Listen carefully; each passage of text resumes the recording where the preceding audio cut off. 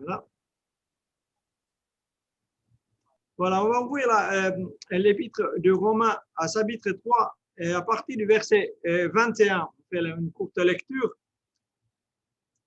Épître de Romains, chapitre 3 et verset 21. Il est écrit que « Mais maintenant, sans la loi est manifestée la justice de Dieu, à laquelle rendent témoignage la loi et les prophètes. Justice de Dieu par la foi en Jésus-Christ pour tous ceux qui croient.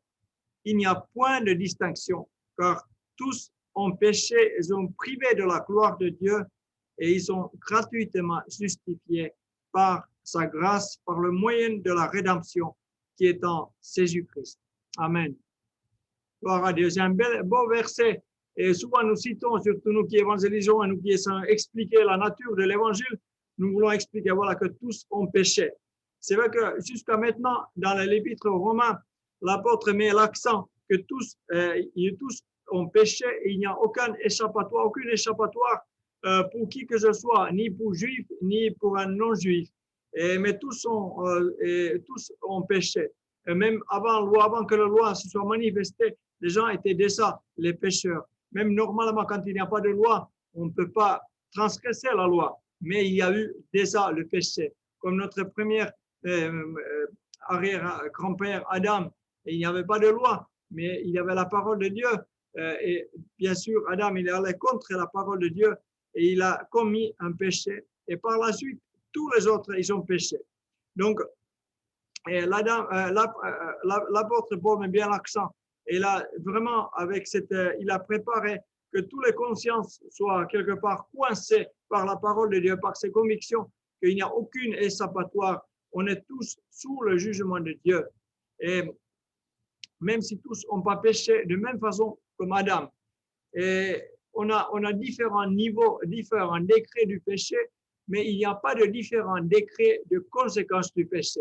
On est tous privés de la gloire de Dieu, on a tous privés de la présence de Dieu, on a tous privés de la place dans le ciel à cause de notre péché, que ce soit que petit ou que ce soit grand.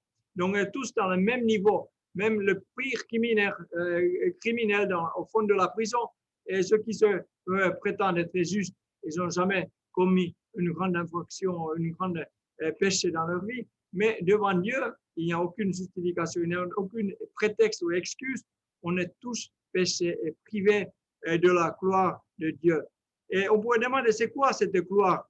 Les gens, dans le temps passé, ils ont compris différemment. Ce gloire, il y a différents aspects. Bien sûr, il y a la gloire finale du ciel. Ils ont privé cette gloire finale dans la présence de Dieu dans le ciel et ils vont rater avec le péché cette place dans le ciel. Mais s'ils ne sont pas justifiés par cette justice qui a été manifestée par Jésus-Christ, il y a encore autre aspect de cette gloire dont nous sommes privés, et c'est gloire de sa présence. On est privé de sa présence à cause du péché et Dieu ne fait pas favoritisme. Il ne traite pas différemment ces personnes qui ont été justifiées, qui font partie du peuple juif et qui ne faisaient pas partie dans l'ancienne dispensation de grâce, qui ne faisaient pas partie du peuple juif. Dieu les a accueillis de la même façon, sans distinction, par leur foi. Dieu ne fait pas favoritisme. On a tous été privés par la présence du gloire de sa présence. Et cette gloire, on peut aussi voir que c'est une beauté de l'âme qui possède la grâce. La gloire, c'est une beauté de l'âme qui possède la grâce. Vous voyez, on peut retrouver cette grâce par cette justice qui était manifestée par Jésus-Christ. Et bien aussi, cette gloire peut être visible aussi c'est une image de Dieu, que l'image de Dieu selon laquelle l'homme a été créé. Nous avons été créés l'image de Dieu, mais le péché a sali cette image, on a été privés de cette gloire que possédait l'image de Dieu. Et puis, on pourrait voir aussi que c'est un éclat divin rayonnant sur l'humanité quand il a été sans péché, quand celle-ci n'était pas encore tombée, très dégradée. Il y avait un éclat divin qui rayonnait sur la création et sur l'être humain. Mais le péché, la désobéissance a coupé l'accès à tous ces aspects de la gloire de Dieu qui pouvaient être dans la vie de l'homme. Et Dieu ne se manifestait plus. Il n'est plus présent et sa présence ne se manifestait plus. La gloire est perdue. Mais il est marqué maintenant, verset 21, commencer avec un mot « mais ». Et ça change les données. Mais on a été justifié par grâce. On a été justifié en grâce qui est en Jésus-Christ. Ça change les données. Donc, on a, selon la compréhension catholique, Dieu nous rend juste par cette grâce. Il nous rend juste. Mais la conception protestante veut dire que Dieu nous déclare juste par cette grâce. Et il utilise le mot imputation. Il nous a imputé la justice. Et ce mot existe aussi dans la version 70, cette version ancienne de la parole de Dieu. Une imputation, c'est un terme légal. Il a été déclaré juste et c'est un terme juridique. Et ce terme donne la préférence du mot déclaré juste. On a été déclaré juste. Ce n'est pas une œuvre progressive et partielle. Et déclaration, ça veut dire quelque chose qui a été fait, quelque chose qui a été accompli. Par contre, pour rendre juste, peut-être il y a un mérite encore à faire, peut-être il y a une œuvre méritoire pour ajouter pour nous dans ce processus de rendement. Et donc, la parole de Dieu, c'est la parole qui est fidèle au le texte primitif, il est plutôt déclaré juste. Ce que nous protestants nous utilisons et ce que Martin Luther et les protestants ont compris. C'est une grâce accordée à pleinement ceux qui croient au sacrifice de Jésus-Christ. C'est aussi un acquittement de toute accusation qui puisse se lever contre nous. Acquittement de toute accusation. Prends cela pour toi-même. Cette grâce, bien sûr, ça peut produire ses effets graduellement. Ils peuvent produire ces effets graduellement, mais elle est offerte parfaitement dès lors qu'on place la confiance dans la rédemption en Jésus-Christ. Il est offert complètement et parfaitement. Il n'y a rien à ajouter. Mais cette grâce peut produire encore graduellement des bénéfices et des produits dans notre vie, des fruits. Et cette grâce est accompagnée d'une transformation dans notre vie. Mais elle est offerte sans contrepartie. Même s'il est accompagné par une transformation, elle est offerte sans contrepartie.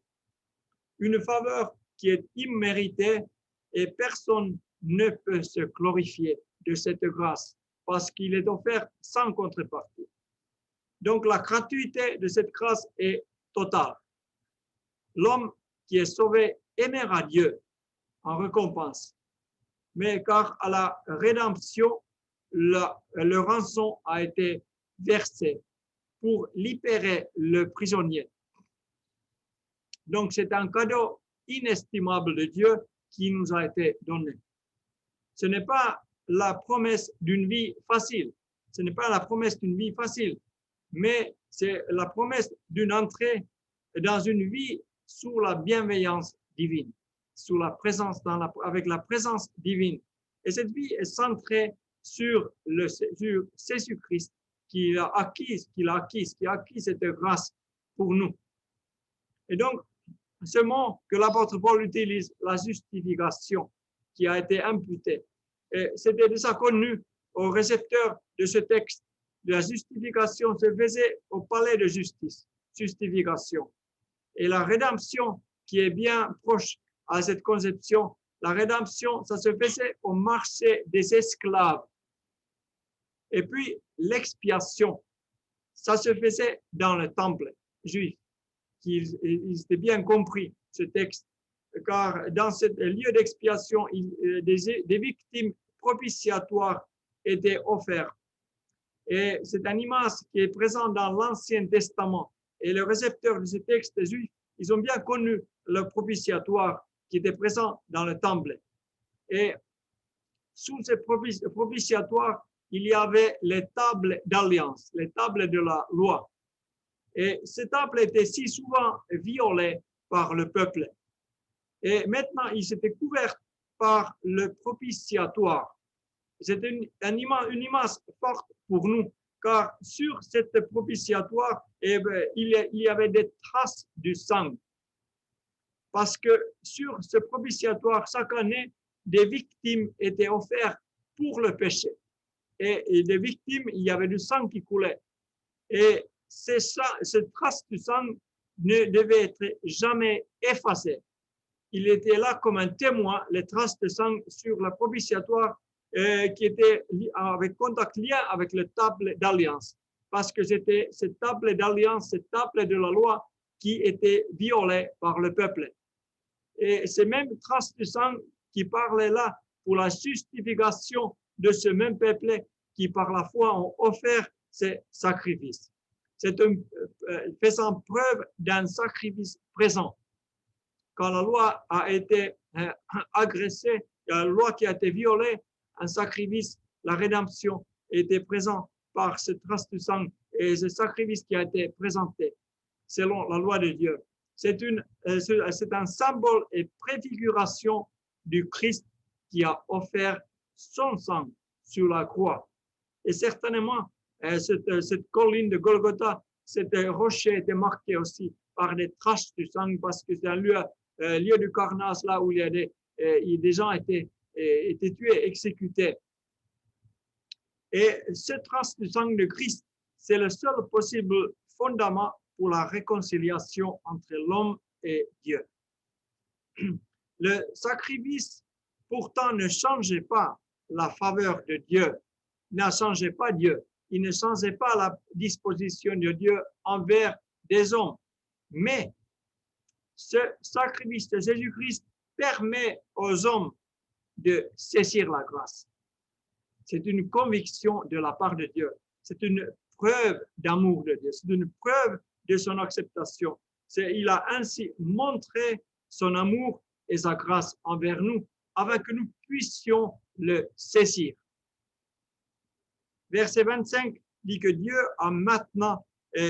a patienté avant que ce sacrifice de Christ a été donné. Dieu a patienté, il a attendu, il a laissé impunis les anciens péchés et Dieu a patienté hier. Et maintenant, qu'est-ce qu'il fait maintenant? Il justifie aujourd'hui par le sang de Jésus-Christ pour ceux qui croient. Mais c'est une bonne nouvelle, il patiente encore. Même s'il a patienté avant la venue de Jésus-Christ, il patiente encore. Parce qu'il ne veut qu'aucun ne périsse, mais que tout soit sauvé. Il parvient à connaissance de cette vérité. Et il choisit de patienter encore. Et il justifie complètement, comme dit verset 30, sans distinction. Il n'y a plus cette distinction entre les Juifs et entre les circoncis et incirconcis. Mais par la foi, il justifie les circoncis et par la foi, les incirconcis. Et par cela, mais nous devons, ce cas d'Abraham dont parle chapitre 4. Chapitre 4 commence bien à parler d'Abraham. Il a été justifié sans la circoncision. C'était seulement plus tard qu'il a été circoncis, qui est devenu un symbole, un signe de sa foi. Mais il était déjà justifié bien avant sa circoncision.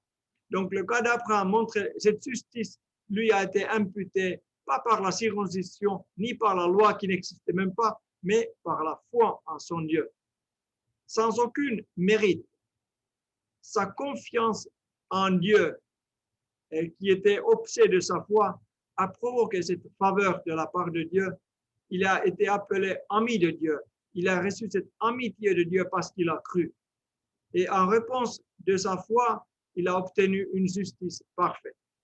Il n'y a pas une justice partielle qu'on veut obtenir. Ou c'est bien justice parfaite, ou il n'y a justice pas du tout. Il y a cette justice parfaite qu'on obtient en croyant. À celui qui fait une œuvre, le salaire est imputé, comme il est marqué, le salaire est donné. ce qui est clair. Mais ce n'est pas une grâce, parce qu'il a fait une œuvre, il reçoit son salaire. C'est tout à fait normal et ce n'est pas une grâce. Par contre, la grâce, on reçoit le salaire sans même travailler. On reçoit la grâce sans travailler. Ce n'est pas ordinaire dans le monde qu'on reçoit quelque chose sans travailler, gratuitement. Il s'appelle grâce. On le reçoit sans mérite.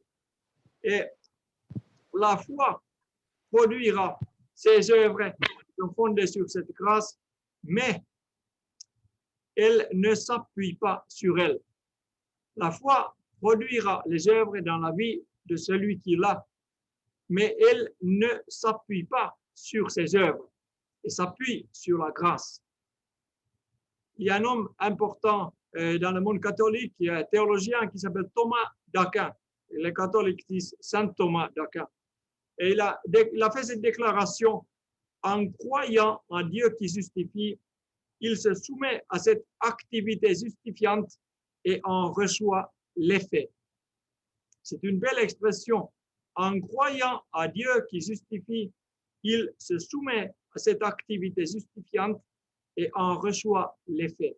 Il parle d'un pécheur qui soit se mettre sa confiance en Dieu qui justifie.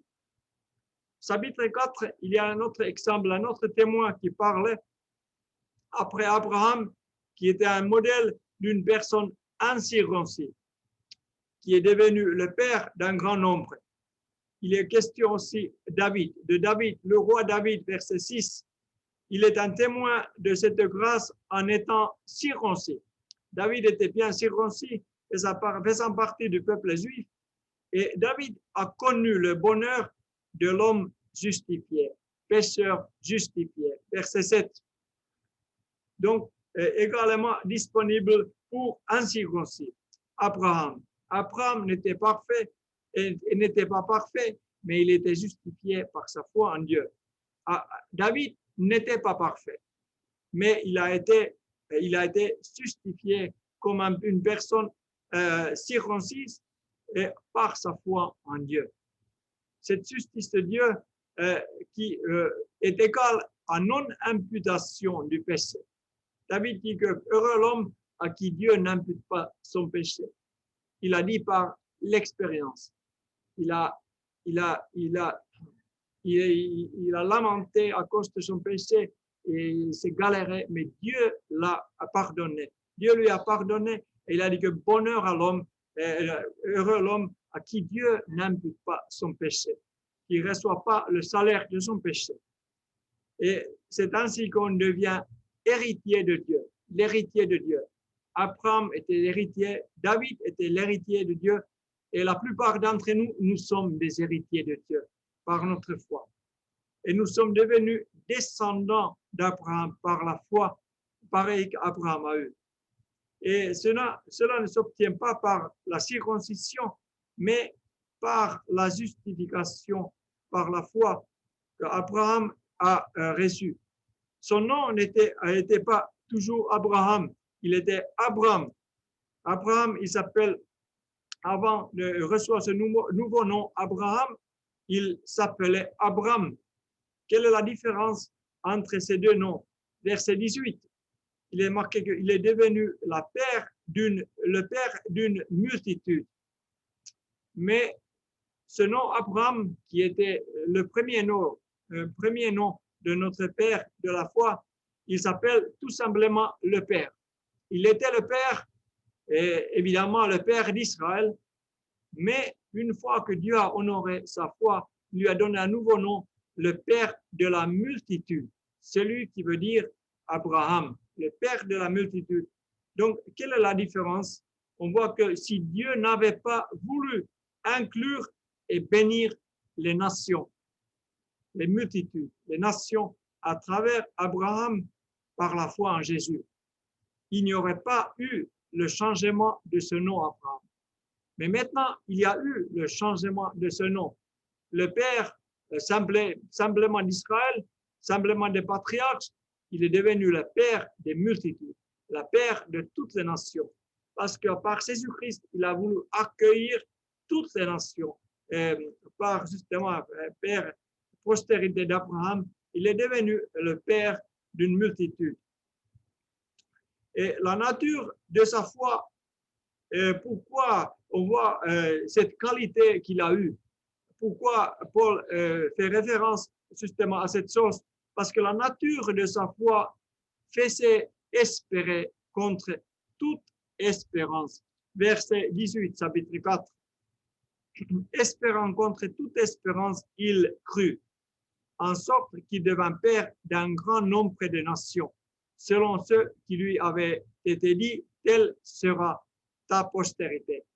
Et sans faiblir dans la foi, il ne considéra point que son corps était déjà usé, puisqu'il y avait près de 100 ans, et Sarah n'était plus en état d'avoir des enfants. Il est marqué dans la version Nouvelle Seconde, Louis II, il est marqué qu'il ne considéra point que son corps était déjà usé. Si nous voyons plus près la traduction 70 et toutes les anciennes traductions, il dit qu'il considéra. Il est plutôt écrit qu'il considéra son corps déjà usé. Mais malgré cette considération, il ne douta point. Il savait que Dieu pouvait, même s'il considérait que c'était fini, naturellement, humainement, il y avait cette réalité présente que tout est fini pour avoir de la postérité. C'est pas possible. Mais il ne douta point la promesse de Dieu. Il ne mettait pas en question la parole de Dieu. C'est pour ça que Dieu l'a honoré. Il a espéré contre toute espérance. Il a été fait un grand nombre de nations par la foi. Et même s'il voyait son corps, en fait, il voyait son corps était usé, mais il ne douta point. Il ne douta point, verset 20, et sans fléchir dans la foi, il donna gloire à Dieu. Et nous voyons que des fois, nous voyons notre réalité autour de nous qui peut susciter un désespoir dans notre vie. On voit des réalités qui sont autour de nous, mais en ne pas doutant la promesse de Dieu, nous pouvons glorifier Dieu comme Abraham. Et des fois, il vaut mieux pas considérer certaines réalités autour de nous, mais imiter la voie d'Abraham, même s'ils sont là, ces réalités, mais la parole de Dieu pèse davantage, pèse plus que ces réalités qui sont tout à fait provisoires, qui vont changer. Et même par notre foi, Dieu peut honorer, il peut changer des circonstances qui honorent pas Dieu, qui glorifient pas Dieu. Et même Abraham, voyant toute cette impossibilité autour de sa propre vie, il n'a pas fait preuve d'incrédulité dans son évaluation de la situation. Une phrase un peu longue, il n'a pas fait preuve d'incrédulité dans son évaluation de la situation. Il a estimé, il a bien pesé les choses, il a pesé les réalités présentes, leur valeur, et il a pesé la valeur de la promesse de Dieu. Et à ses yeux, ce dernier pesait plus. Et c'est pour ça qu'il a manifesté sa foi. Et sa foi, il y avait aussi, il y avait des preuves, il y avait des œuvres qui étaient des fruits de sa foi. C'est-à-dire qu'il n'a pas seulement dit de croire, mais il croyait. Et il faisait confiance. Et cela nous concerne. Et il dit que nous aussi, et cela nous concerne aussi, nous qui avons entré dans la même promesse. Et cela nous concerne et nous encourage justement croire quelque chose que nous ne voyons pas encore. C'est vrai que quand Jésus-Christ a donné son sacrifice, il a fait l'expiation de nos péchés. Il a été mis dans un tombeau. Les disciples, ils étaient contre toute espérance. Il n'y avait plus d'espérance. Et ils ont vu Christ ressusciter. C'est vrai que contre toute espérance, la pierre a été roulée. Christ est sorti du tombeau. Et aujourd'hui, il est vivant. Et cet acte de Dieu, c'est la valider le sacrifice. Il a validé la valeur de l'expiation, la valeur du sacrifice qui a été offert pour nous. Et cela nous concerne dans le sens que nous pouvons aujourd'hui espérer que nous pouvons avoir la foi à la résurrection de Christ. Ce qui était contre toute espérance, Dieu l'a accompli. Jésus est sorti du tombeau et nous, en croyant contre toute cette espérance, en espérant contre toute espérance que voilà que Christ est sorti du tombeau et il nous a justifiés par notre foi en lui. Et en croyant à la résurrection, en faisant confiance en Jésus-Christ, celui qui justifie, nous imitons la foi de notre Père Abraham.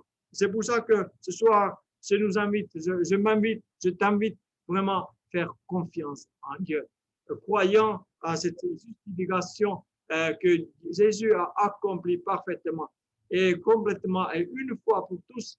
Et nous avons été justifiés dès que nous avons mis notre confiance, notre foi en Jésus-Christ.